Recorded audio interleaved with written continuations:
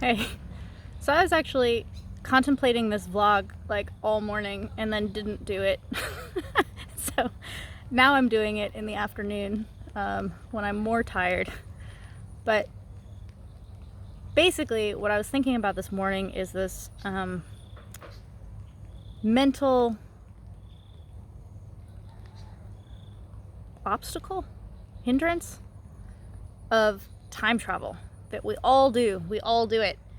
So like, I had a really, really good morning in my training and I was feeling really good, and I was like, oh man, I'm feeling so good, that it actually gave me anxiety about the next thing I was gonna do of training with Yodkunpan, sparring with Yodkunpan, and then coming to do training in the afternoon. And I'm like, if I do really well in the morning, then I'm either gonna suck at the next thing and feel bad about myself, or I expect to do well in the next thing because I just did well in my morning thing, and it kind of like puts this weird undue pressure and expectation because I just did really well. And that's bullshit, and I'll explain why. So Kevin and I had this dog, Tiger. His name's Tiger. We called him T-Bone.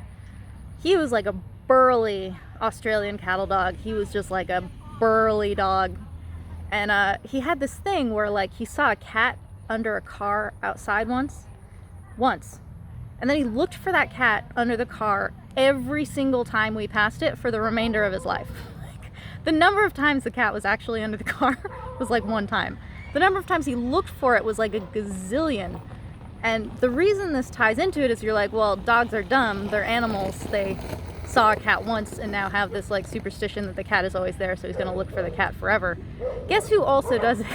We also do it. We feel good after training, that's seeing the cat, and then we're looking for it all the time. It should be like, oh, I should be like this all the time now. Like, I should feel good all the time now. And that's not really how it works. So don't be dumb like a dog checking under the couch all the time or under the car all the time. But the thing that's kind of interesting about this is that, like, the reason you note something is because it's unusual. Like, the first time you notice it, it's because it stands out. That doesn't mean you've never felt good before. It doesn't mean you'll never feel good again. It's not entirely unique. But if you're like, that car's blue, you're noting the blueness of it to like select it out from the rest of them. So if you have a particularly good morning, or I'm having a bad day, it's in comparison to all the other days you've had, or the day you had prior to you making that assessment, all these different things. So it's not your equilibrium, it's actually standing out for a reason.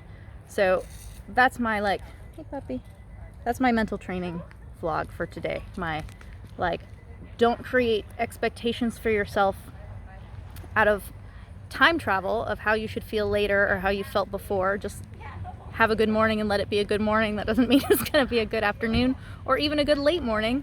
And don't think that you always have to feel that way or that you'll never feel that way again, because putting expectations on things cramps it. Like, you might have had a better day if you hadn't put those expectations on the rest of the day anyway.